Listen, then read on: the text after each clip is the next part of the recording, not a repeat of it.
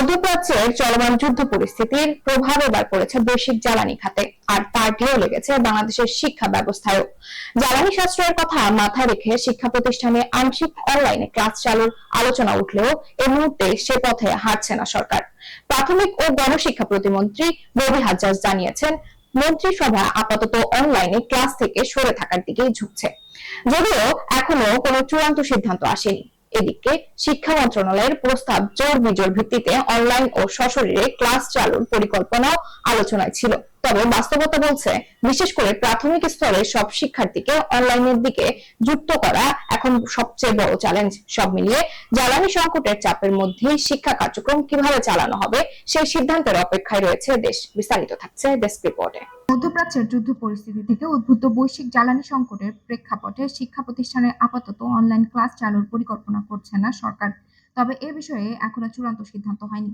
প্রাথমিক ও গণশিক্ষা প্রতিমন্ত্রী ববি হাজ্জাজ আজ সোমবার বিকেলে প্রথম আলোকে বলেন, আপাতত মন্ত্রিসভা অনলাইনে ক্লাস না করার দিকে ভাবছেন, তবে বিষয়টি এখনো চূড়ান্ত হয়নি। এর আগে রাজধানীতে একটি বিদ্যালয় পরিদর্শনের সময় প্রতিমন্ত্রী সাংবাদিকদের একই ধরনের কথা বলেন।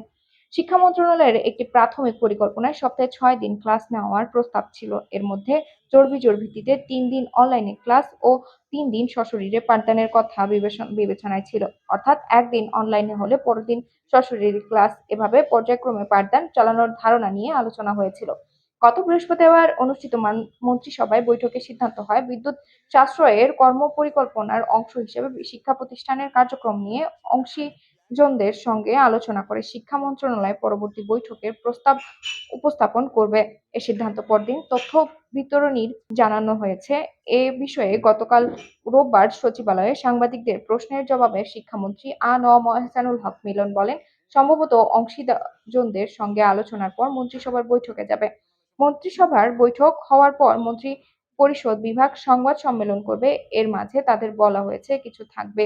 সাধারণত বৃহস্পতিবার মন্ত্রিসভার সাপ্তাহিক বৈঠক অনুষ্ঠিত হয়, সেই হিসেবে ৯ এপ্রিল পরবর্তী বৈঠক হতে পারে। পবিত্র রমজান, ঈদুল ফিতর সহ বিভিন্ন উপলক্ষে প্রায় ৪০ দিনের ছুটির পর গত ২৯ মার্চ শিক্ষা প্রতিষ্ঠান খুলেছে।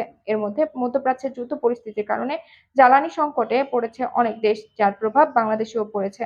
এ পরিস্থিতিতে জ্বালানির ওপর চাপ কমাতে শিক্ষা প্রতিষ্ঠানেও আংশিক অনলাইন পাঠদান চালুর বিষয়টি সামনে আসে। তবে সরকারি প্রাথমিক বিদ্যালয়ে কার্যকরভাবে অনলাইনে ক্লাস নেওয়া বেশ কঠিন হবে বলে মনে করছেন প্রাথমিক বিদ্যালয়ের শিক্ষকেরা। ঢাকার একটি সরকারি প্রাথমিক বিদ্যালয়ের একজন প্রধান শিক্ষক গত শনিবার প্রথম আলোকে বলেন, ঢাকার সরকারি প্রাথমিক বিদ্যালয়ে শ্রমজীবী ও দারিদ্র পরিবারের সন্তানরা পড়ে। তাদের সবাইকে অনলাইনে ক্লাসের আওতায় আনা অসম্ভব। এর আগে করোনা সংক্রমণ পরিস্থিতিতে কারণে অনলাইনে ক্লাসের ঘোষণা দেওয়া হয়েছিল। তখন বাস্তবে তাদের বিদ্যালয়ের অধিকাংশ শিক্ষার্থীকে অনলাইনে ক্লাসে আনা যায়নি। প্রাথমিক ও গণশিক্ষা মন্ত্রণালয়ের উচ্চ পর্যায়ের একটি সূত্র বলছে, তারাও মনে করে সরকারি প্রাথমিক বিদ্যালয়ের সব শিক্ষার্থীকে নিয়ে অনলাইনে ক্লাস নেওয়া কঠিন। এজন্য খোলা রেখে কিভাবে সমস্যাটিকে সমাধান করা যায় সেই চিন্তা তাদেরও আছে। তবে চূড়ান্ত সিদ্ধান্ত আসবে মন্ত্রিসভা থেকেই।